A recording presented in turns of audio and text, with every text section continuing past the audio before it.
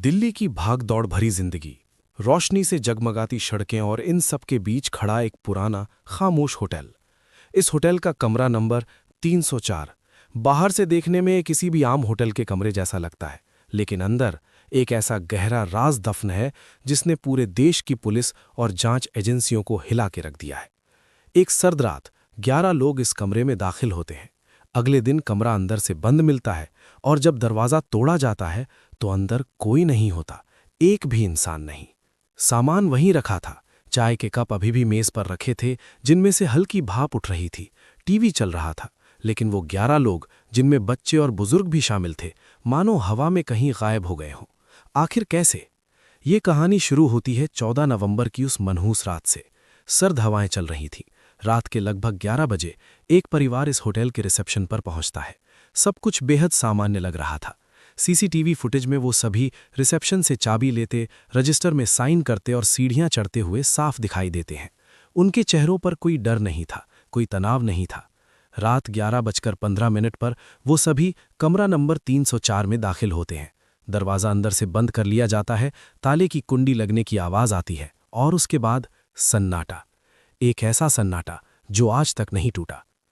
अगली सुबह करीब 9 बजे रूम सर्विस का एक वेटर नाश्ता लेकर दरवाज़ा खटखटाता है। कोई जवाब नहीं मिलता। वो फिर खटखटाता है, फिर भी कोई हलचल नहीं। घंटों बीत जाते हैं। आखिरकार घबराया हुआ होटल मैनेजमेंट पुलिस को सूचना देता है। मास्टर की से भी दरवाज़ा नहीं खुलता क्योंकि अंदर से मजबूत बोल्ट डला हुआ था। जब पुलिस वहां पहुंचती है तो दरवाज़ा तोड़ने का फैसला किया जाता है। भारी बूटों की ठोकर से लकड़ी का दरवाज़ा टूटकर गिरता है और जो नज़ारा पुलिस के सामने था वो किसी भी सामान्य इंसान के रोंगटे खड़े कर देने के लिए काफ़ी था। कमरे में किसी तरह के संघर्ष का या हाथापाई का कोई नामो निशान नहीं था। बिस्तर पर सिलवटें थीं जैसे रात को कोई वहां सोया हो। बाथरूम का नल अभी भी टपक रहा था। लोगों के जूते करीने से लाइन में रखे हुए थे। उनके वॉलेट, मोबाइल फ़ोन और पैसे टेबल पर वैसे ही पड़े थे, लेकिन इंसान एक भी नहीं। पुलिस के दिमाग में सबसे पहला सवाल उठा, खिड़कियां। क्या वो खिड़की से भाग गए? लेकिन जब पुलिस ने खिड़कियों की जांच की तो उनके होश उड़ गए। खिड़कियों पर लोहे की मजबूत ग्रिल लगी थी जो अंदर से पूरी तरह सील थी। उस पर लगे जाले तक नहीं टूटे थे। तो फिर 11 लोग एक बंद कमरे से बाहर कैसे निकल गए? क्या कोई सीक्रेट रास्ता था? पुलिस ने कमरे की दीवारें, फर्श, छत सब कुछ तोड़कर देख लिया। कोई खुफिया रास्ता नहीं मिला। पुलिस ने तुरंत सीसीटीवी फुटेज खंगाले। रात 11:15 से लेकर अगली सुबह 9 बजे तक की पूरी रिकॉर्डिंग चेक की गई। उस कमरे के दरवाजे से कोई बाहर नहीं आया। जांच एजेंसियों ने कमरे का कोना कोना छान मारा।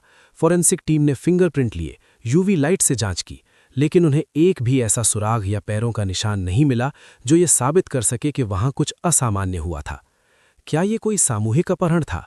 अगर हां, तो किडनैपर्स अंदर कैसे आए और 11 लोगों को बिना किसी आवाज के बाहर कैसे ले गए? कुछ थियरीज कहती हैं कि ये कोई पैरानॉर्मल घटना थी। कुछ का मानना है कि वो कमरा किसी दूसरे डायमेंशन या पैरेलल यूनिवर्स का रास्ता बन गया था। सालों बीत गए हैं, फाइलें धूल खा रही हैं। आज भी वो कमरा नंबर 304 हमेशा के लिए सील कर दिया गया है। बाहर एक भारी ताला लटक रहा है।